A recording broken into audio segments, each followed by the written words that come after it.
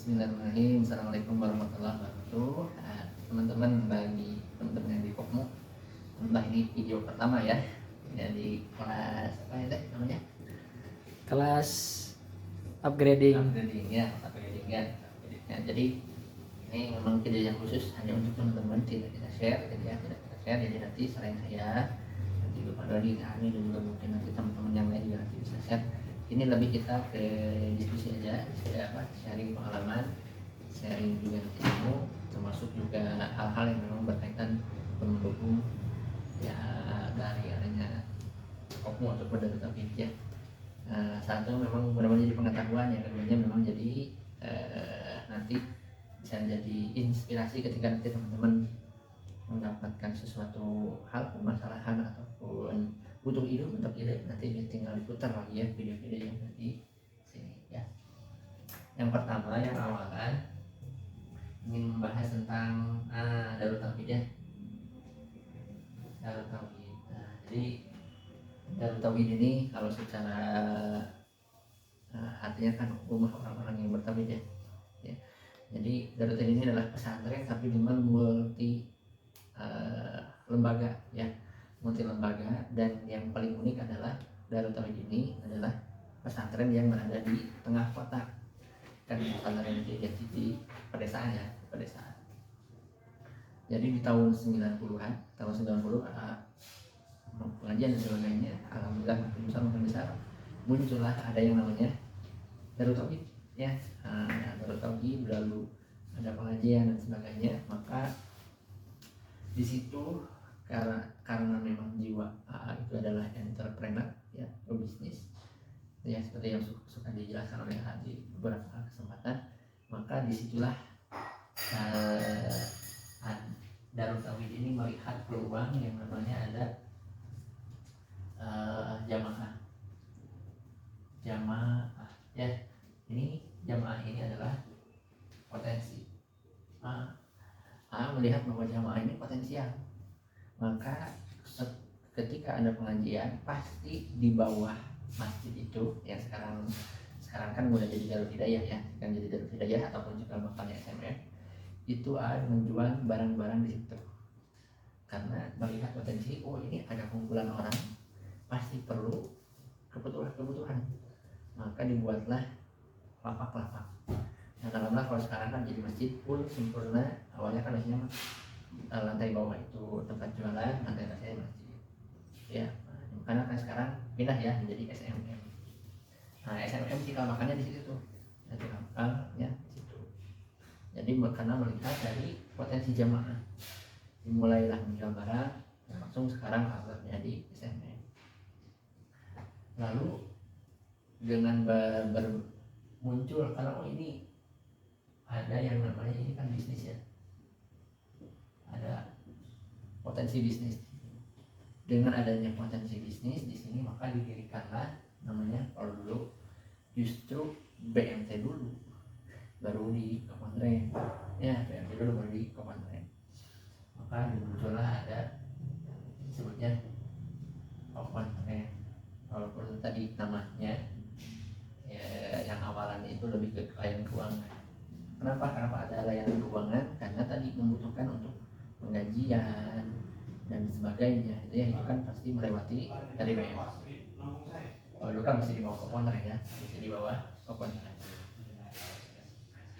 Nah, si Kopantren ini menjadi unit bisnis yang bisa menyokong salah satunya untuk yayasan ya, yayasan. Si Kopantren ini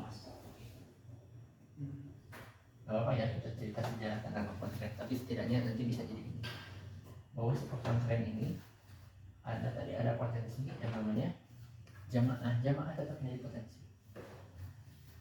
Ada namanya SMN, lalu jamaah butuh penginapan, dibuatlah dibangunlah dari aset wakaf, maksudnya dari kelolaan Kopantren, ada namanya Darul Jannah, ada penginapan ya, penginapan. Lalu dibukalah sekolah formal.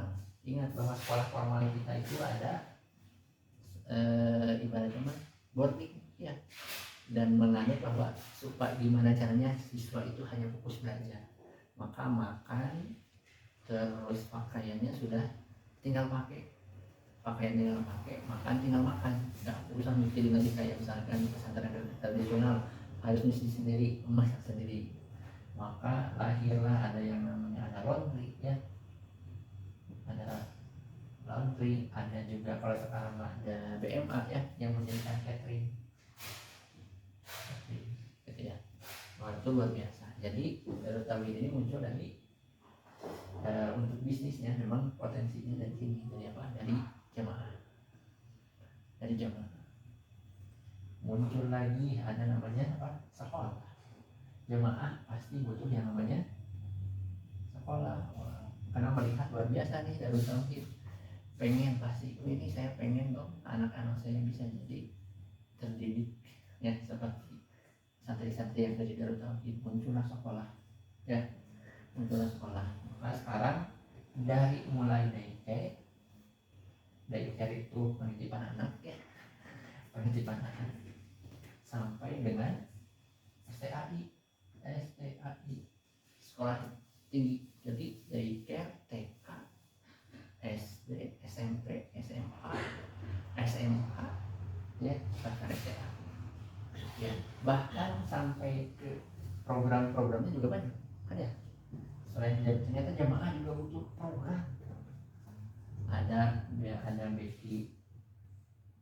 Baitul Quran, ada juga pesantren. Ini pesantren program ya, pesantren program itu banyak, mulai dari anak-anak ya yang bisa kita sebut mungkin kalau dengan DTI pesantren akhir tahun ya, pesantren lebaran ya, dari anak-anak sampai dengan lansia.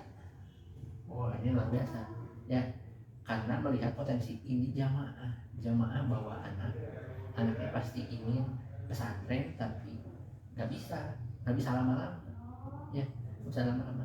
Melihat oh ini ada peluang bahwa jamaah ingin pesantren, tapi pesantren jangka pendek, sebulan, 2 bulan, atau seminggu, 2 minggu. Muncullah ada tadi muncullah tadi PMK, program masa keemasan.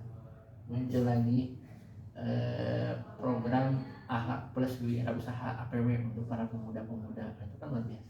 Jadi muncul lagi, oh ini perlu juga dakwah ini juga tersebar luaskan. Jemaah juga supaya nambah lagi ada MP itu banyak ya. MP TV, MP radio luar biasa. Ya, belum lagi jemaah ternyata butuh parfum, pengen parfum kayak AA, muncul MP parfum gitu ya. Lalu yang lainnya. Jadi garis besarnya adalah Darut Tauhid ini ya, semua unit bisnis yang ada, semua lembaga atau unit bisnis yang ada di Darut Tauhid melihatnya apa? Melihat jamaah ya, melihat jamaah. Apapun yang bisa mengakomodir, apapun yang bisa memfasilitasi jamaah, maka akan diadakan oleh Darut Tauhid.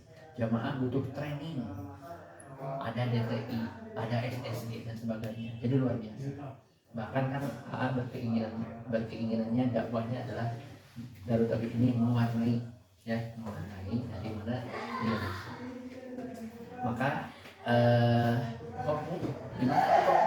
Kopmu karena kita adalah kooperasi mustahil, maka ketika Darut Tauhid secara global melihat potensinya di jamaah, maka Kopmu harus mencari potensinya yang ada di anggota butuh apa, anggota memerlukan apa, anggota ingin mendapatkan apa ya, itu silahkan, ini menjadi berkembang.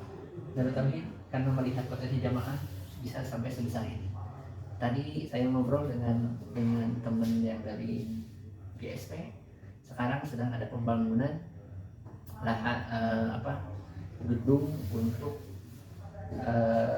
wakaf produktif. Jadi 4 lantai bawahnya dasarnya itu parkir, lantai 1, lantai 2 nanti jadi food court, lantai 3 dan 4-nya itu jadi kontrakan. Dan itu apa? Karena melihat tadi potensi jamaah ya sangat luar biasa. Dan saya tadi ngobrol, ini kenapa kok ada GSP? GSP ini adalah unit usaha untuk pembangunan. Kenapa kok ada GSP? Kalau tadi GSP ini dibentuk, sejarahnya apa? Karena Adenda berpikir bahwa kita banyak melakukan pembangunan, membangun gedung, membangun sekolah, tapi keuntungan biayanya semuanya keluar. Kenapa tidak Darut Tauhid membuat sendiri lembaga yang memang khusus untuk membangun Darut Tauhid atau membangun, maka lahirlah GSP. Jadi tadi dengan kita berkreatif, pintar mencari peluang potensi jamaah, ternyata bisa sebesar ini. Apalagi kok saya yakin bisa berkembang lebih besar. Itu paling sekilas tentang Darut Tauhid. Nanti kita tambah lagi di video berikutnya.